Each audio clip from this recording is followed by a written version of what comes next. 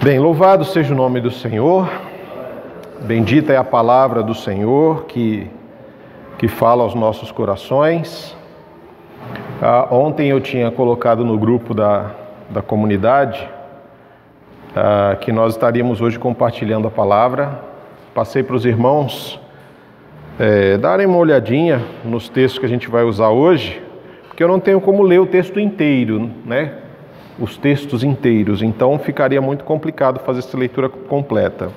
Os textos que nós vamos usar: Jeremias capítulo 23, Mateus capítulo 23 e Mateus 7, do 15 ao 23. É muito 23 hoje, né? Eu nem percebi isso, percebi agora. É muito 23 junto, mas graças a Deus por isso. Jeremias 23, Mateus 23 e Mateus 7, do 15 ao 23. Nosso objetivo hoje é de compartilharmos um pouco sobre o perigo dos falsos profetas. O assunto é sério, apesar da nossa brincadeira, né? O perigo dos falsos profetas.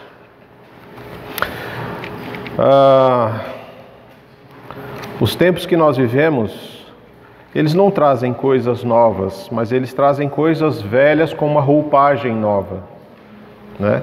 Quando nós pensamos na questão de falsos profetas, eles não começaram a existir agora. Na realidade, eles já existem há muito tempo.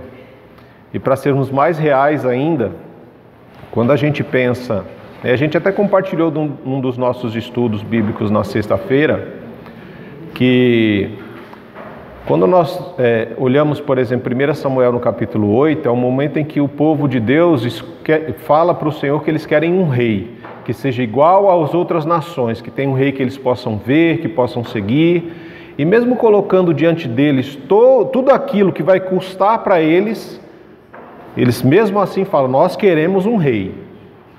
E Deus fala: já que eles querem, deixe que eles tenham um rei que eles escolheram. E aí nós passamos por Saul, que era um rei segundo o coração do povo, que foi o povo que escolheu, porque o povo estava olhando o quê? A aparência. E a aparência daquele homem era uma boa aparência. Saul provavelmente devia ser um cara grande, bonito, cabelão, né? E a galera ficava toda empolgada com Saul, falava: esse é o cara que a gente quer. Escolheram Saul, só que Saul não era um homem obediente ao Senhor. Saul era aquele cara que fazia as coisas e aí depois, quando ele era confrontado, ele dizia: mas foram os soldados que quiseram fazer isso, e eu não tinha o que fazer. Eu fiquei meio que acuado, porque os soldados queriam e tal, né? Ele, além de não assumir a responsabilidade como rei, ele ainda jogava essa responsabilidade para os outros. Por quê? Porque os outros escolheram ele como um rei de aparências. Depois Deus vai e escolhe Davi, que era um rei segundo o coração dele. E Davi vai reinar. E quando a gente olha para Davi ele pode não ser um bom pai, pode ter todos os defeitos do mundo, mas ele foi o melhor rei que Israel teve, porque ele era um rei segundo o coração de Deus, ele era um homem obediente a Deus. E ele é exatamente um reflexo daquilo que nós enxergamos em Gênesis, quando Deus cria o ser humano à sua imagem e à sua semelhança. Por quê? Porque em seguida de criar este homem, ele fala para quê? Para governar, né? Para governar todos os animais, para governar toda a terra, porque um dos fatores importantes de ser a imagem e a semelhança de Deus é o fator de governo. Porque o rei escolhido por Deus é um rei que governa segundo os padrões de Deus, segundo a orientação de Deus. E aí esse rei, ele tem a responsabilidade de governar segundo os padrões de Deus, e Deus estabelece sacerdotes, homens que eram levantados por Deus para instruir as questões religiosas, para instruir este rei nos caminhos do Senhor, para que ele sempre estivesse ali como a presença de Deus, a consciência de Deus diante do rei. Esse era o papel do sacerdote. Mas o que acontece, irmãos, é que o sacerdote, ele se corrompe. Se você abrir lá em Jeremias, lá no 23, que é o texto que a gente vai usar, né, começando por ele vai dizer para nós que os sacerdotes se corromperam. E aí você pode ver isso no verso 10, 11 13 e 14 do capítulo 23 de Jeremias. Esses sacerdotes se corromperam. Por que eles se corromperam, se eles eram para ser a consciência? Por causa de poder, por causa de influência. Eles deixaram de servir a Deus e passaram a servir aos desejos dos reis. E aí nós entramos no livro de Reis e Crônicas e nós vemos que o sacerdote já não fazia mais diferença no governo do rei. Era o rei que mandava, era a vontade do rei que prevalecia. E Deus não tinha nada a ver com isso. Deus não estava envolvido nas decisões nem do rei e nem dos sacerdotes. E é aí que surge a figura do profeta, porque o profeta não era para existir, não era para ter profetas, era a figura do sacerdote, era a responsabilidade do sacerdote trazer à consciência do rei a vontade de Deus. Mas uma vez que esse sacerdote se corrompe pelo poder do rei, por a influência, para ser aquele queridinho do rei, Deus levanta profetas. E esses profetas são chamados de a boca de Deus. É Deus falando e confrontando as autoridades, sejam reis, sejam sacerdotes. A gente vê principalmente grandes profetas que foram e enfiaram o dedo na cara do rei e trouxeram a realidade. Até o próprio Davi, confrontado pelo profeta Natã. E dentre esses outros profetas, como por exemplo o Jeremias é um dos grandes profetas, Jeremias, Isaías, Ezequiel. Nós temos os chamados profetas menores, e são menores não porque eles tiveram menos importância, mas porque escreveram menos, seus livros são menores, como Amós, Miqueias, Abacuque, mas todos eles são profetas do Senhor, profetas de Deus. Homens levantados pelo Senhor para ser a verdade, a consciência do reino de Deus. Diante daquela nação corrupta, diante de sacerdotes que se corromperam. E nesses tempos nós tínhamos grandes também pastores, Os pastores nunca foram pessoas muito queridas ali naqueles tempos. Sempre eram aqueles que faziam um trabalho que ninguém queria, que era cuidar das ovelhas. E aí o Senhor ele usa principalmente essa figura do pastor na vida de Davi, quando ele começa a usar essas figuras de linguagem, nessas metáforas do pastor, a partir da vivência de Davi, que era um pastor de ovelhas e que chegou a uma posição de rei, cuidando do povo, sendo direcionado por Deus, sendo uma autoridade realmente instituída por Deus para ser bênção na vida do povo, e o povo prosperava. E aí nós vemos essas figuras dos pastores, E aí o Senhor depois começa a usar essas figuras para pastores, cuidando de ovelhas, cuidando do povo dele. E quando ele começa em Jeremias 23, ele já fala, olha, que aflição espera os pastores das minhas ovelhas, pois destruíram e dispersaram aqueles de quem deveriam cuidar. A figura do pastor é uma figura que deve se preocupar em cuidar, em zelar pela segurança, pela alimentação das ovelhas. Essa deveria ser a função do pastor. Mas o problema é que nós temos pastores corrompidos pelo poder, nós temos sacerdotes corrompidos pelo poder, nós temos profetas corrompidos pelo poder. E aí, muitas vezes, parece que essas coisas vão acontecendo e ninguém está vendo. Parece que essa corrupção pelo poder, pelo status, pelo dinheiro, parece que ninguém está vendo. O que a gente vê nos versos 10, 11, 13 e 14, que todos os sacerdotes e profetas se corromperam pelo poder, pelo dinheiro, se corromperam por idolatria, por morte, por maldição. A terra se torna maldita, a terra se torna cada vez mais seca e improdutiva. Eles se corromperam, o verso 13 diz que eles se corromperam fazendo atos desprezíveis até dentro do templo do Senhor, dentro da igreja na época, Eles profetizavam a Baal, pregavam a Baal, os púlpitos do templo, o serviço sacerdotal e profético estava sendo usado para exaltar a Baal, outro Deus, dentro do próprio templo do Senhor. Uma vergonha, desonestidade, idolatria, adultério, prática do mal, ensinos errados e falsos. Será que Deus não estava vendo tudo isso? Nós olhando o texto, fica muito claro para nós o verso 11, na parte B, o Senhor diz: vi seus atos desprezíveis. No verso 13, vi que os profetas de Samaria eram terríveis, pois profetizavam em nome de Baal e faziam Israel, meu povo, pecar. Agora, porém, vejo que os profetas de Jerusalém são ainda piores. Deus está vendo. Verso 23. Acaso sou um Deus apenas de perto, diz o Senhor, não sou Deus também de longe? Pode alguém se esconder de mim, onde eu não veja? Estou em toda parte, nos céus e na terra? Não estou em toda parte, nos céus e na terra? Diz o Senhor. Deus está vendo, irmãos. Deus está vendo a corrupção de pastores, de sacerdotes, de profetas. Homens que deveriam ser a consciência de Deus em meio a uma geração corrompida, se deixaram corromper também pelos mesmos desejos carnais que todo o povo. Já não se fazia mais a diferença entre quem é o profeta, quem é o sacerdote.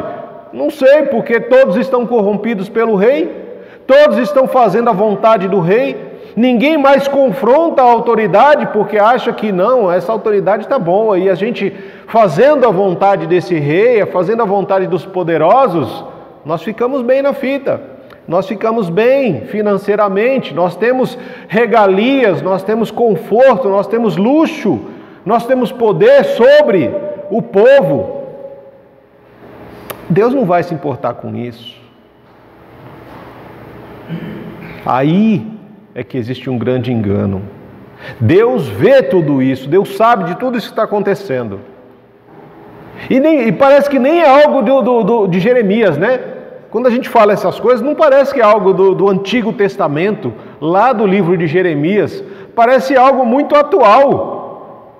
Quando a gente olha hoje, nós vemos pastores, homens que se dizem profetas de Deus, sacerdotes, todos corrompidos, uma boa parte deles corrompidos pelo poder político, pelo poder econômico, por desejos de estar em lugares de destaque, servindo a um sistema maligno, e ainda dizendo que tudo isso é em nome de Deus.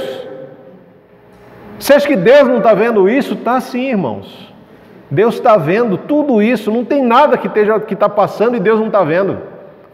E cada um desses vai dar conta ao Senhor. O Senhor vê tudo o que é feito e Ele já prepara um juízo para todos esses. Se você olhar o verso 12 de Jeremias, diz: olha, portanto, os caminhos deles se tornarão escorregadios, serão perseguidos na escuridão e cairão, pois trarei calamidade sobre eles no tempo determinado para o seu castigo. É por isso que muitas vezes a gente se questiona: poxa, mas parece que Deus não está vendo. Estes homens que usam o nome de Deus, esses homens que se dizem pastores, profetas, sacerdotes, falam em nome de Deus, mas servindo a Baal, servindo a um sistema corrupto, parece que Deus não está vendo. Deus está vendo, tem juízo preparado. Mateus capítulo 23, que é o que eu também pedi para vocês lerem, lá ele vai falar vários. Ai dos profetas, ai dos fariseus hipócritas. Ele chama esses homens do Novo Testamento de hipócrita. Hipócrita, irmão, é alguém que vive um personagem. Ele usa uma máscara para enganar as multidões. Faça o que eu falo, mas não faça o que eu faço. E lá no capítulo 23 de Mateus tem o capítulo inteiro, irmãos, de juízo de Deus sobre essas pessoas. No próprio Jeremias ele vai falar que vai chegar o tempo. Olha, o verso 2, ele diz dos pastores: em vez de cuidarem do meu rebanho e conduzirem em segurança, vocês abandonaram e levaram à destruição. Agora eu os castigarei pelo mal que fizeram. Aqui é o juízo do Senhor sobre pastores. Eu os castigarei pelo mal que vocês fizeram. Contudo, e aí ele diz o quê? Eu reunirei o remanescente do meu rebanho das terras para onde os expulsei. Eu os trarei de volta para o seu curral, e eles serão férteis e se multiplicarão. Está falando do povo que foi disperso, das ovelhas do Senhor, que foram dispersas por pastores que usaram o nome do Senhor para esfolar as ovelhas, para abusar das ovelhas, para tirar a comida das ovelhas, para tirar apenas a lã das ovelhas sem cuidar delas. O Senhor está falando que Ele vai trazer essas ovelhas todas de volta. Ele vai cuidar de cada uma delas. E o verso 4, e em seguida nomearei bons pastores que cuidarão dessas ovelhas. Elas nunca mais terão medo, nenhuma delas se perderá. Eu, o Senhor, falei, pois está chegando o dia, diz o Senhor, em que levantarei um renovo, um descendente justo da linhagem do rei Davi.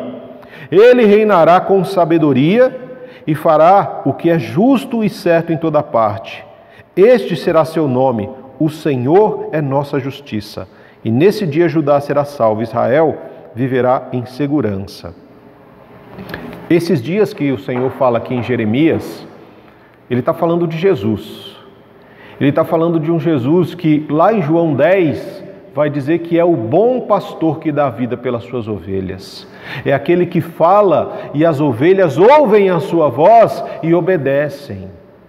E esse bom pastor, segundo o Senhor, vai também estabelecer bons pastores, bons copastores, para conduzir, para alimentar essas ovelhas, para que elas não sejam encontradas como o Senhor as encontrou lá no capítulo 9 de Mateus, quando ele diz que ele ia por todas as cidades e povoados pregando e anunciando o reino de Deus e olhava as multidões que estavam perdidas como se não tivessem pastores.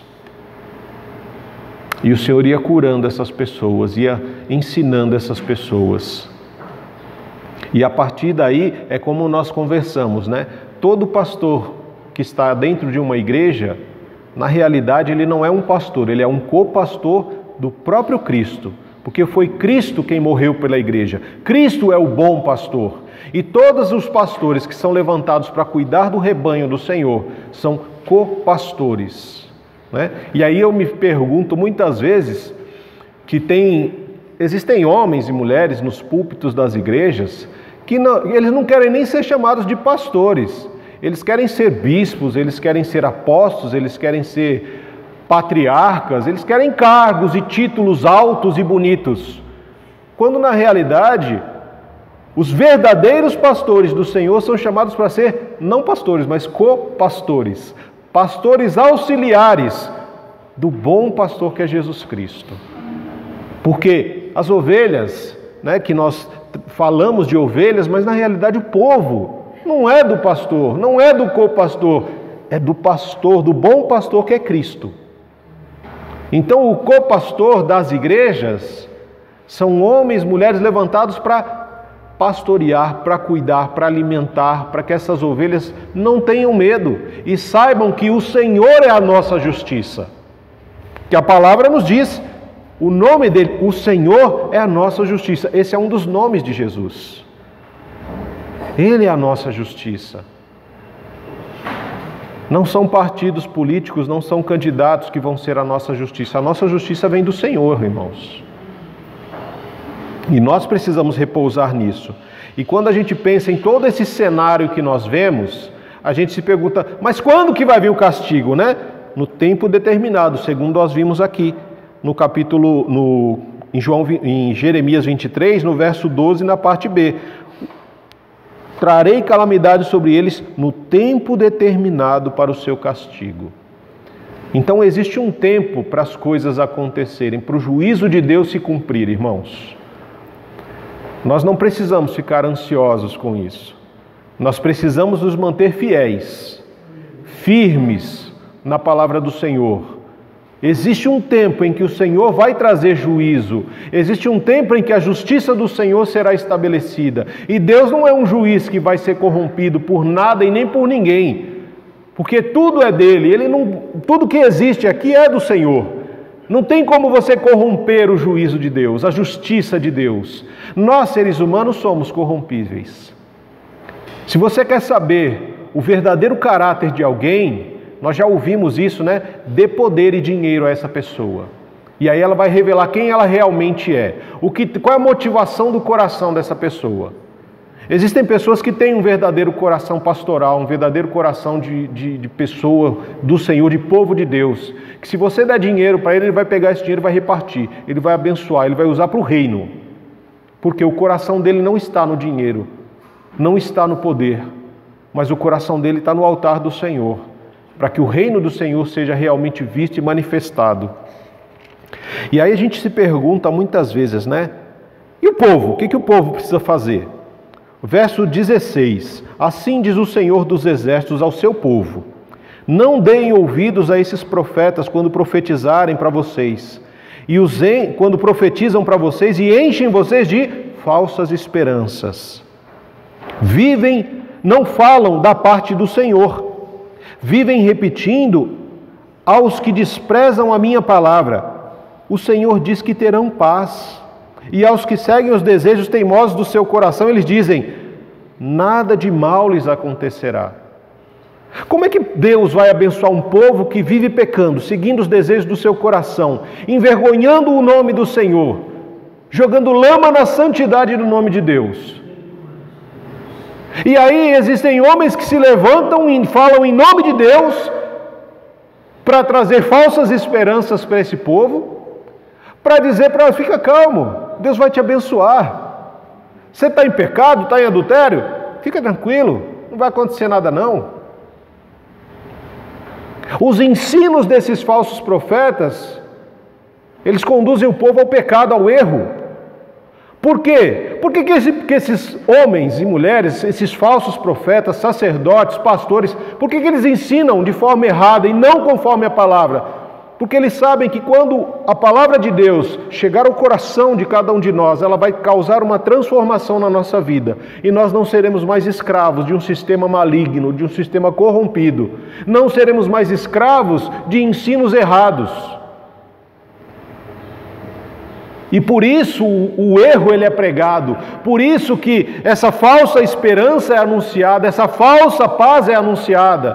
Porque se o povo não se arrepende, o povo continua vivendo no erro de servir a um sistema errado, maligno, um erro de servir a homens, como por exemplo fariseus, que falam: olha, faça o que eu faço, ou melhor, faça o que eu falo e não o que eu faço. E o povo nunca consegue realmente chegar a conhecer o verdadeiro Deus, porque está preso em mandamentos, em regras, em julgos, em ensinos errados, que são proferidos por homens que a gente pergunta: quem mandou esses infelizes? Quem mandou esses falsos profetas? Quem mandou esses pastores que só querem arrancar a lã da ovelha? Quem mandou esses sacerdotes? Quem foi que mandou esse povo todo para falar em nome de Deus? Será que foi Deus que mandou? Verso 21. Não enviei esses profetas, mas eles correm de um lado para o outro. Não lhes dei mensagem alguma, e ainda assim continuam a profetizar. Se eles houvessem estado diante de mim e me ouvido, teriam anunciado as minhas palavras e levado o meu povo a se arrepender dos seus maus caminhos e das suas más ações. Não foi Deus quem mandou essas pessoas. Não foi o Senhor. E por que nós damos ouvidos a alguém que não esteve no conselho de Deus?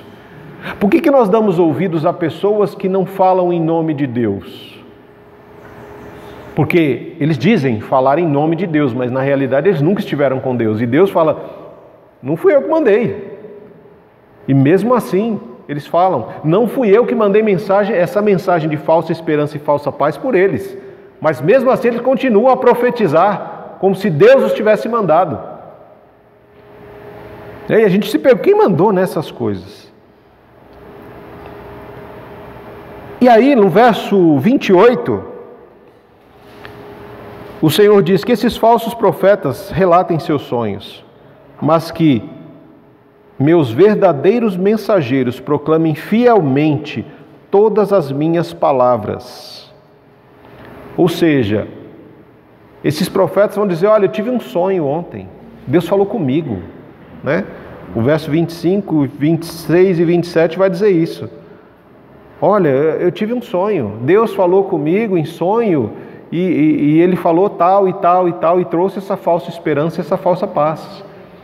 E aí o Senhor diz novamente, fala, olha, eles não falam a minha palavra, mas os meus mensageiros, esses sim, eles falam fielmente da minha palavra. Eles não tiram nada e não colocam nada. Eles não tiram e nem acrescentam nada. Eles recebem a mensagem e eles passam a mensagem que foi realmente enviada para eles, porque eles estiveram na minha presença. A mensagem que eu tinha está com eles. Então ouça essas pessoas. E aí ele diz o quê? Acaso, a continuidade aí do verso 28, há diferença entre palha e trigo. Opa! Então nem todos os profetas são falsos. Nem todos se corromperam. Né? Semana passada nós vimos do Elias lá, que achou que só tinha ele, só sobrou ele. Não. O Senhor tinha mais 7.000 que estavam guardados. Mais 7.000 que não haviam se dobrado a Baal. Então nem todos os profetas são corrompidos. E a gente precisa discernir entre um e outro. E aí vem a grande pergunta, né? Como é que a gente discerne o profeta de Deus do falso profeta? Como é que a gente vai saber? Mas pastor, como é que a gente vai saber quem é um pastor de Deus, quem não é, quem é um profeta de Deus e quem não é? Para nós é muito difícil, pastor. A gente vai lá para Mateus agora.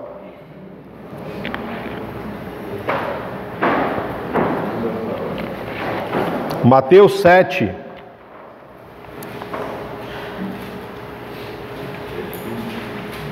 Mateus 7.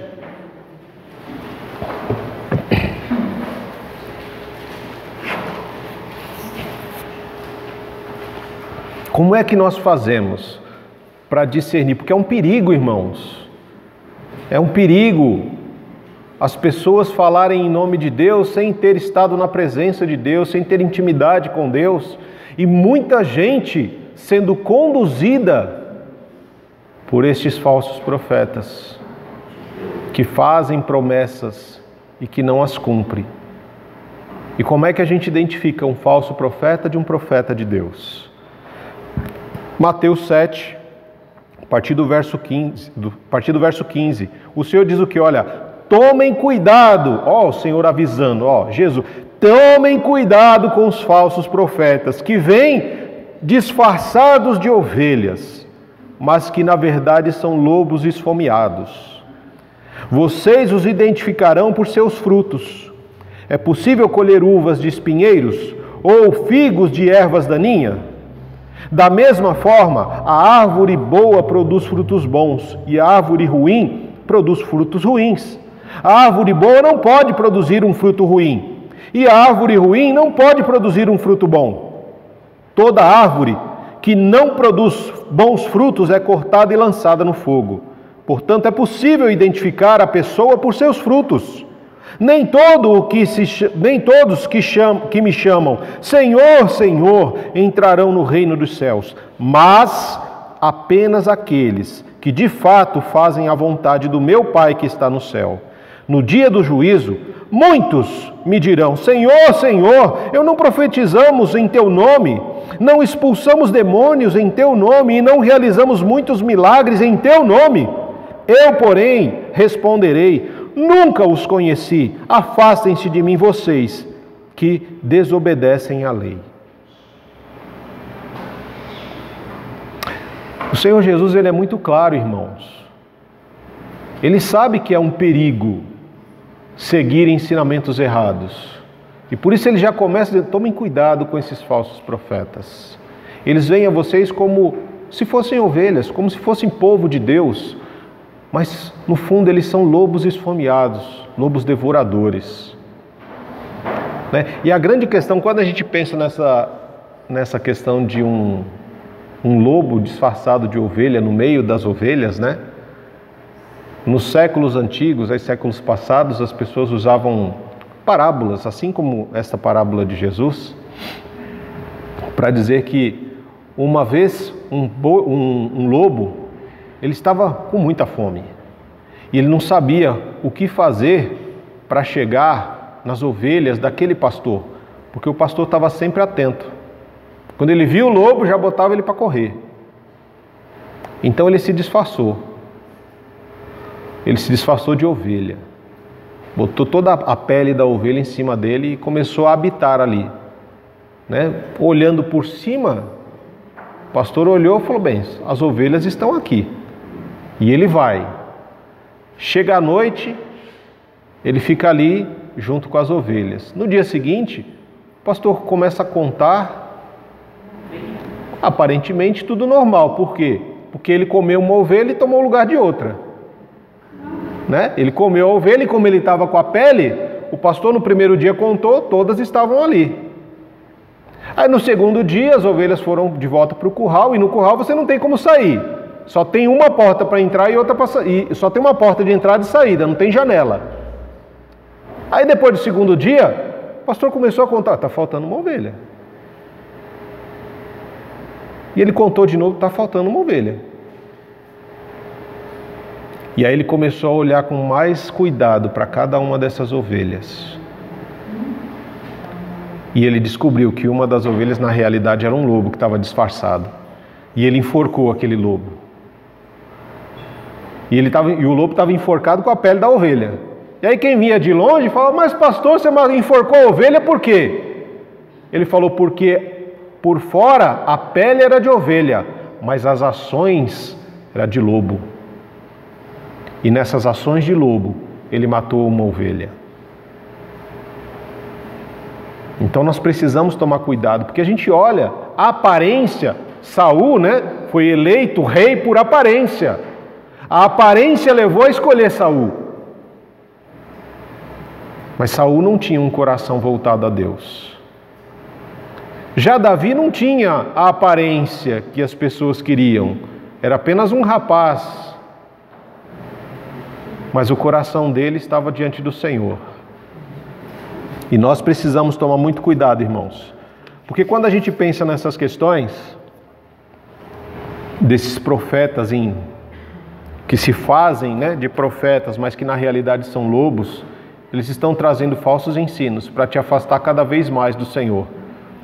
E aí quando chega essa questão de: mas Senhor, Senhor, e o Senhor diz: nem todo que me chama de Senhor, nem todo que fala em meu nome esteve na minha presença. Nem todo que fala em nome de Deus, porque isso é... Nem todas as pessoas que põem Deus na boca trazem Ele no coração. E muitas vezes nós seguimos essas pessoas e muitas vezes nós nos tornamos como essas pessoas. Pela nossa preguiça em estudar a palavra de Deus, pela nossa negligência de nos aprofundarmos num relacionamento de intimidade com Deus, nós somos enganados por pessoas que falam que têm intimidade. E como que eu não consigo discernir? Porque eu não tenho. Se eu não tenho intimidade com Deus, eu não vou discernir se aquele outro tem ou não. Porque se ele falou, eu vou acreditar. Porque ele tem uma pele de ovelha, mas o coração dele é de lobo. As ações dele são de lobo. Porque é o que o Senhor diz aqui. Não é aquele que fala Senhor, Senhor, que vai entrar no reino dos céus, mas é aquele que faz a vontade do meu Pai. É aquele que tem um coração realmente rendido a Deus, um coração segundo o coração de Deus. É aquele que não se corrompe pelo poder, que não se corrompe pela vaidade, é aquele que não se corrompe com dinheiro, com influência, mas é aquele que sabe a quem ele serve, é aquele que sabe reconhecer que Deus está no controle de todas as coisas. Não foi isso que Isaías fez? Quando o rei Uzias morreu, o mundo ali na época ficou desesperado. O povo de Deus, de Israel, ficou em desespero. O rei Uzias morreu e agora o que vai ser de nós? O Isaías fez o quê? Correu para o templo. E quando ele entra no templo, ele vê o Senhor assentado no alto e sublime trono. E as vestes do Senhor tomam todo o templo. E ali ele se convence de que, Senhor, tem misericórdia de mim. Eu andei no meio de um povo de lábios impuros e os meus lábios também têm sido impuros. Talvez Isaías olhasse para ele e dissesse: olha, Senhor, em algum momento eu deixei me corromper, por algum momento eu perdi a visão da grandeza e da santidade do Senhor. Ah, Pai, mas agora eu estou vendo que o Senhor sempre esteve no controle de todas as coisas. Independente se tem um rei sentado nesse trono físico aqui ou não, o trono da eternidade continua sendo ocupado pelo Senhor. Nada mudou, o Senhor continua no controle, o Senhor continua mantendo o poder. E como que a gente faz?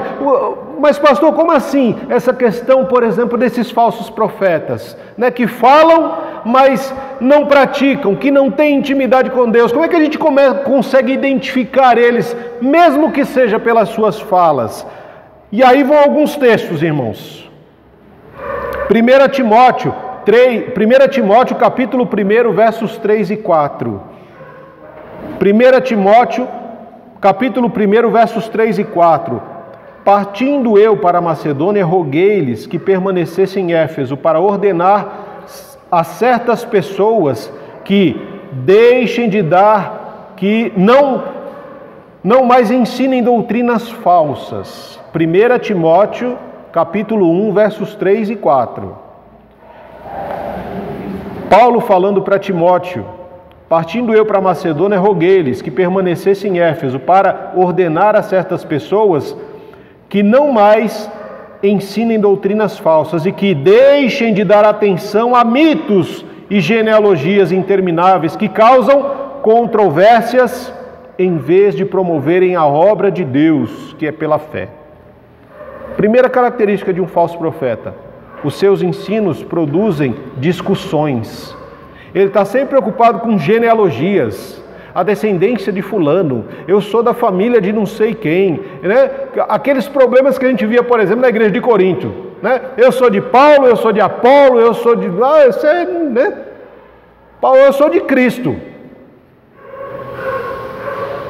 Porque aquele tipo de discussão, aquele tipo de preferências e de genealogias e de escolhas só causa discussão, conflito. É perca de tempo.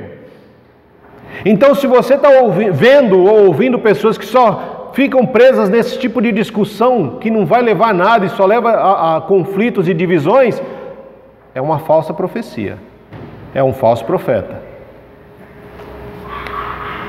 1 Timóteo 6, versos 4 e 5. Como é um falso profeta? Ele é orgulhoso e não entende nada.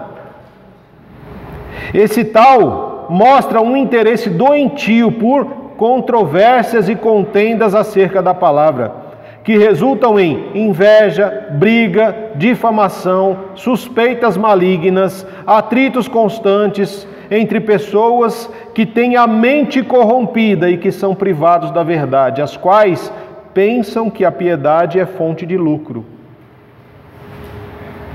Essa é uma característica do falso profeta. Ele é um cara orgulhoso e não entende nada de Deus. Ele não tem intimidade com Deus. Ele fala do que ele acha de Deus. E ele mostra um interesse. Sabe aquela pessoa que gosta de ficar discutindo quantos anjos que vão dançar na cabeça de um alfinete?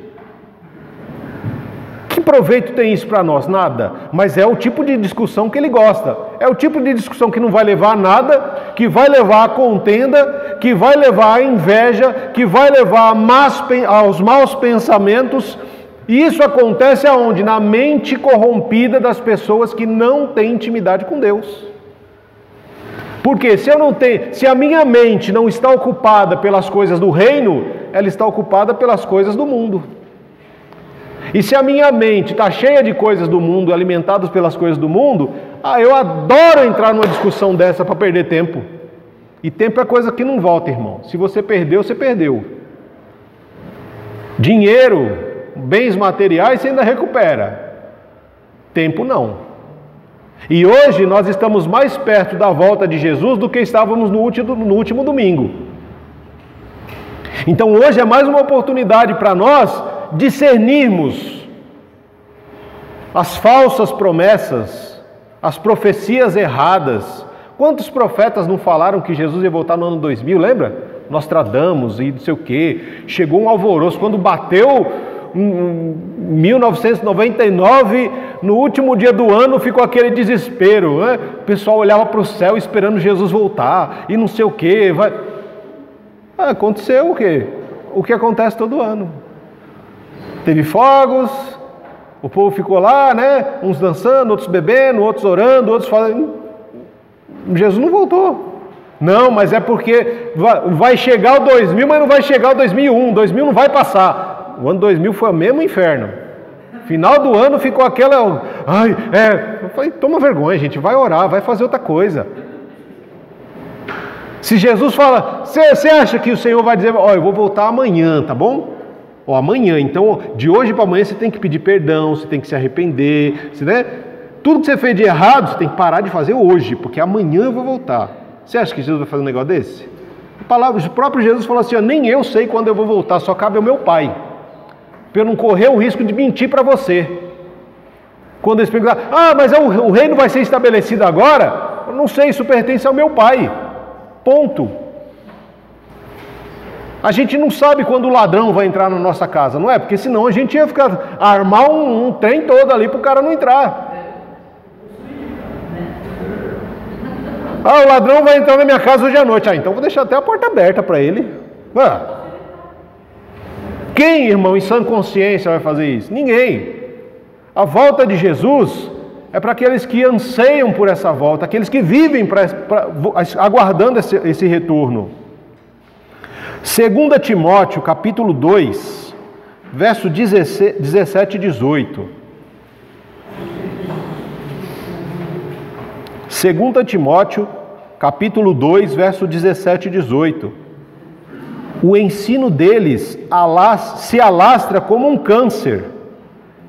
Entre eles estão Himeneu e Fileto. Estes se desviaram da verdade, dizendo que a ressurreição já aconteceu. E assim alguns pervertem a fé. É como um câncer, irmãos. Se a gente não estiver atento aos sintomas, ele vai adentrar o nosso corpo, vai crescer até o momento em que não tem mais o que fazer. Nós já morremos por dentro. Tamanha quantidade de ensino errado que nós absorvemos e acolhemos dentro de nós. Por isso a gente sempre, sabe aquela questão? Para que a gente faz exames todos os anos? Para poder identificar se o nosso corpo está funcionando bem, se está tudo em ordem, se existe alguma doença ou não para ser tratado. E por que a gente não faz isso conosco, com a nossa vida espiritual? Por que a gente não tem esse mesmo cuidado com a nossa vida espiritual? Porque é isso que o apóstolo Paulo ele fala para a gente, não é? Quando ele nos chama, quando ele vai orientar a igreja lá em 1 Coríntios sobre a questão da ceia. Que nós devemos fazer o quê? Um autoexame. As mulheres todos os anos não fazem lá o toque, né, dos seios para fazer o exame, para ver se tem algum nódulo, algum caroço, para ver se tem alguma coisa diferente no seu corpo. E quando aparece alguma coisa, ela vai, por quê? Para a prevenção do câncer de mama. Não é verdade? A mesma coisa o apóstolo Paulo diz aqui. Quando nós vemos lá em 1 Coríntios, no capítulo 11, verso 28. Examine-se o homem a si mesmo, e então coma do pão e beba do cálice. Autoexame. O problema é que a gente só quer fazer autoexame no primeiro domingo de cada mês, que é o dia da ceia. É só no primeiro domingo do mês, que a gente vai parar e falar assim, hoje é ceia, né? Então, hoje eu tenho que dar uma olhada para ver se está tudo certo, né? A gente até falou na sexta-feira, né? Se eu sou digno de participar da mesa do Senhor. Você nunca vai ser digno de participar da mesa do Senhor, porque toda vez que você chega na mesa do Senhor, você chega em pecado. Porque o pecado faz parte da nossa natureza, irmãos. O pecado, ele ainda habita em nós. Ele ainda faz parte da nossa natureza. Nós só vamos chegar à mesa do Senhor sem pecado quando estivermos com o Senhor no reino dos céus. Quando nós tivermos um corpo glorificado, porque enquanto tivermos esse corpo que nós temos, nós sempre chegaremos à mesa em pecado, pedindo ao Senhor, Senhor, limpa-me da minha sujeira, Limpa, Senhor, aquilo que está ruim em mim. Esse autoexame é como o Tiago, né? Tiago, ele fala isso.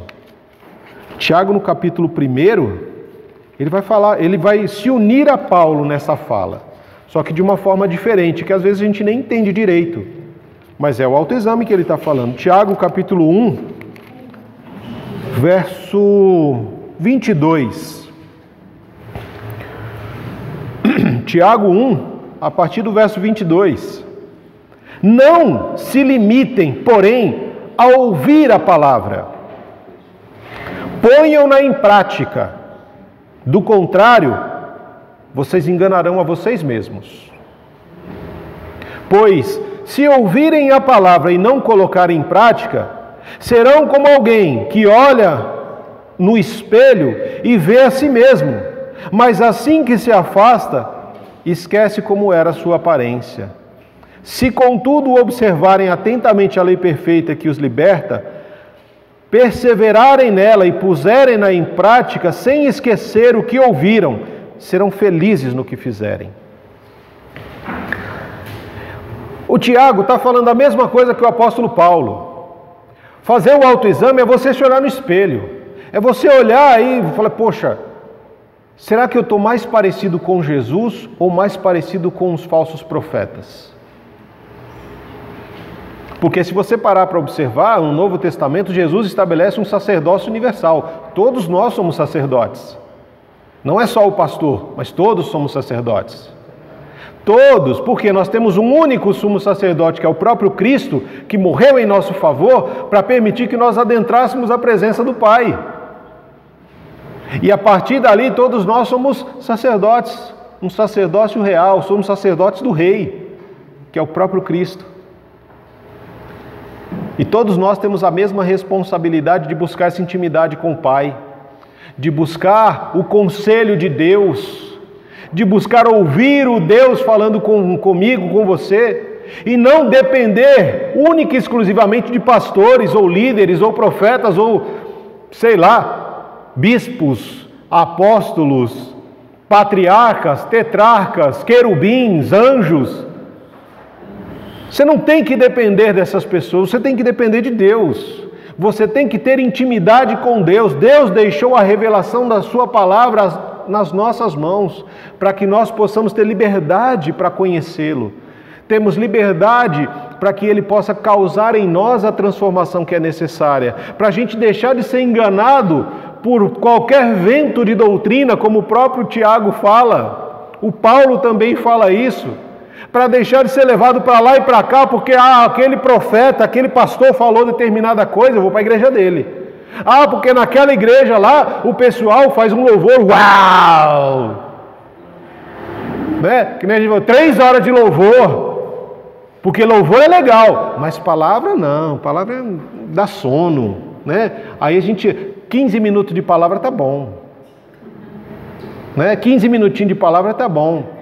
Pode ter 3 horas de louvor, com 15 minutinhos, está excelente assim, está perfeito. E aí a gente é levado por grandes igrejas, por igrejas que têm um louvor diferenciado, que tem luzes, que põe luzes, que faz, parece uma balada, né? O momento do louvor parece uma balada, putz, né? E aí tem as luzes que brilham lá e pá. Mas eu vou para aquela igreja, porque aquela igreja tem o louvor. Mas o que salva é a palavra, irmãos. O que transforma é a palavra. A nossa fé vem pelo ouvir, não louvores, mas ouvir a palavra. Agora, se o louvor ele é a palavra cantada, é uma coisa. Porque a maioria das igrejas que nós vemos são louvores que trazem um eu na conversa. Eu quero para mim, me abraça, me beija e eu quero abraçar o Senhor. São louvores que falam quase que, né, tratam um relacionamento entre o servo e o Senhor como se eles fossem ali iguais.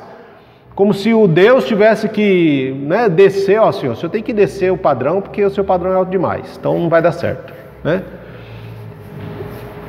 As falsas profecias também se encontram nos louvores. Muitos louvores que são cantados, eles têm letras que não condizem com a palavra, que não tem nada a ver com expressão de adoração a Deus, com expressão de louvor a Deus. E a gente precisa estar atento a esses louvores que são cantados. Não é só chegar e cantar o que se põe no data show. É você ver o que está sendo cantado, saber o que você está cantando. Né? Tinham louvores, antigamente, estou pronto para ir, Cristo amado. Será que está pronto para ir? Quanta gente não cantou que estava pronto para ir, quando Deus chamou, falou, não, Senhor, misericórdia, vou não.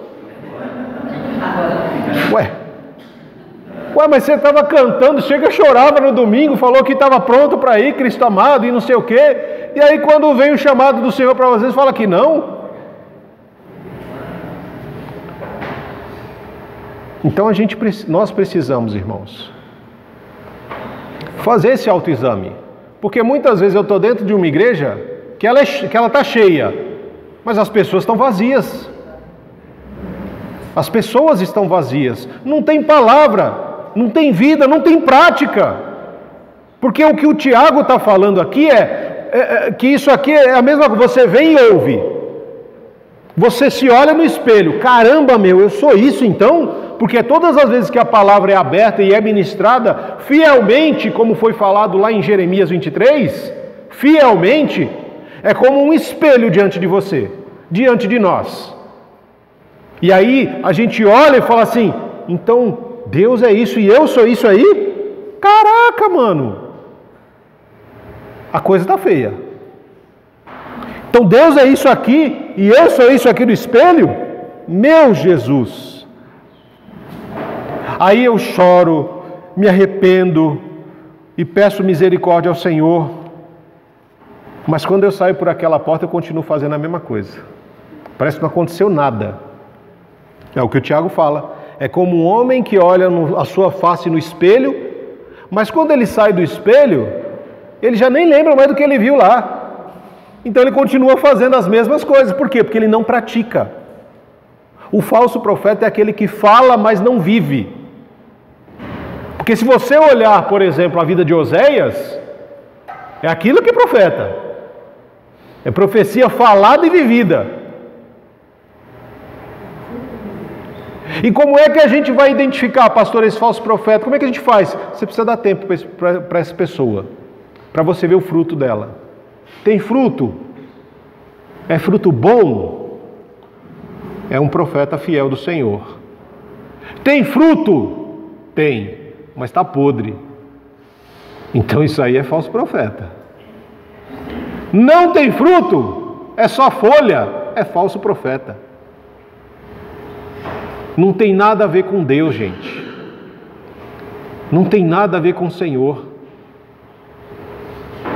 E o que eu vejo de gente, principalmente nesse dia de votação, brigando em família. Ah, porque eu sou determinado, sou direita, ou o outro sou de esquerda, o outro não sei o quê. E quebra pau, e briga, e corta a relação, e fica de mal. Casamento, marido de um lado, mulher do outro, e briga por causa... Gente, pelo amor de Deus. Pelo amor de Deus, parece a briga lá de Corinto. Eu sou de Paulo, eu sou de Apolo, eu sou de não sei quem. Nós somos a consciência do reino, irmãos. Como eu já falei para vocês nessa manhã, nós somos a consciência do reino. Nós somos agentes do reino de Deus. Nós somos chamados para ser luz em meio às trevas.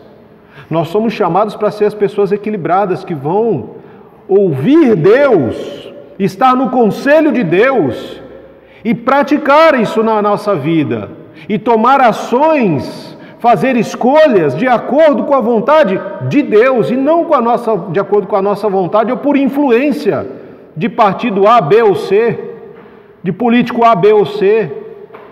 Quem governa a minha e a sua vida não são essas pessoas, mas é o Senhor. Desde antes da fundação do mundo, quando você foi formado no ventre da sua mãe, o Senhor já cuidava de você e continua cuidando até hoje e vai cuidar até a volta de Jesus. A nossa dependência deve ser total, completa e plenamente no Senhor. Aqui nós fazemos escolhas. Né? E em setembro a igreja completou 56 anos. No último sábado nós fizemos escolhas de líderes para a igreja do Senhor. E esse foi o sábado passado e hoje. São escolhas que nós estamos fazendo, que vão na igreja conduzir os nossos próximos 2 anos, com a liderança que já foi eleita, foi escolhida, e hoje, os próximos 4 anos, com todos esses cargos e candidatos que serão escolhidos. Então, quando a gente for fazer a nossa escolha, o nosso voto, né? Dar o nosso voto, lembre-se, olhe para cada um e vê o que cada um está oferecendo como promessa. E vê se essas promessas que estão sendo feitas agora, elas já foram feitas no passado. E vê se elas já foram cumpridas. Porque muitas promessas que estão sendo feitas agora já foram feitas, só que não foram cumpridas. E aí a gente tem uma corja de homens e mulheres que dizem servir a Deus, apoiando um e outro, e desviando o povo de onde eles deveriam estar olhando.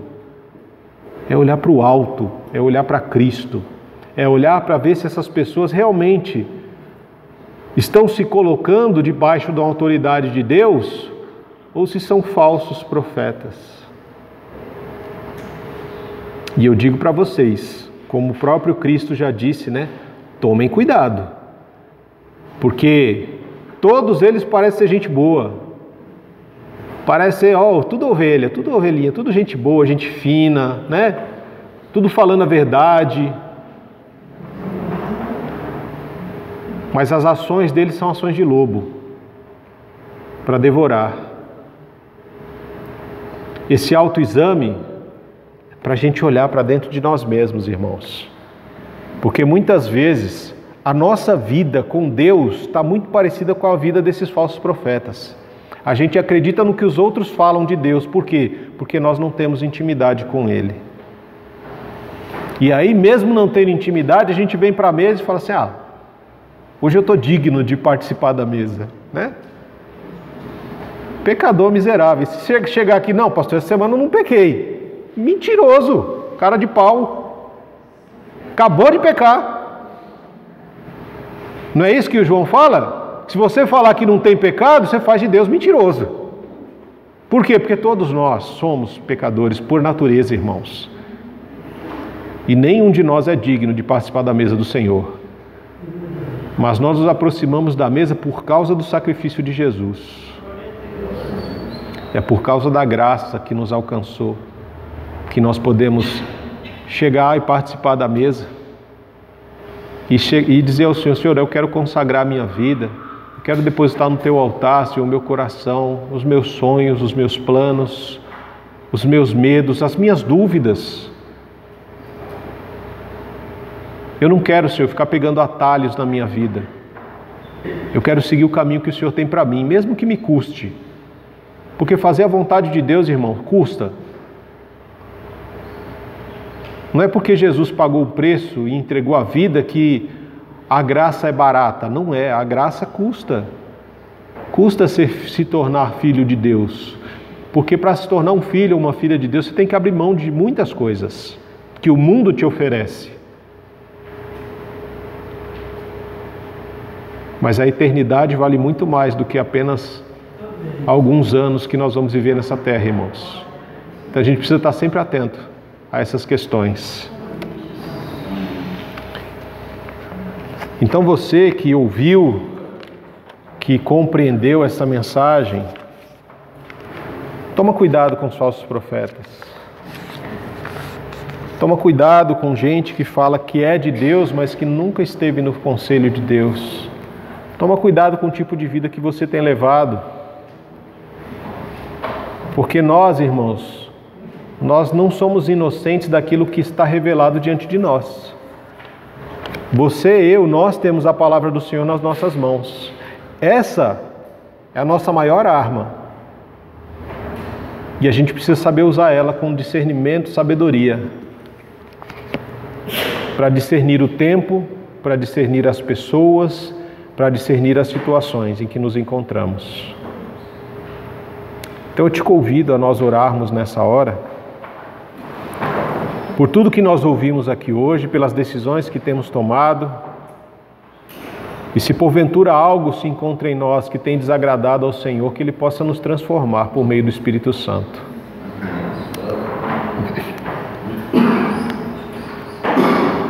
Eterno Deus, nós te agradecemos pela Tua palavra, que traz luz ao nosso entendimento, que nos permite discernir, Deus, os espíritos e o espírito da época, que nos permite identificar falsos profetas, falsos pastores, falsos sacerdotes, falsos ministros e ministras de Deus, que dizem ser do Senhor, mas que o Senhor mesmo nos diz na palavra que não foi o Senhor que enviou, mas essas pessoas que viram na fé alheia uma oportunidade de enriquecimento, usando a fé das pessoas para enriquecimento próprio.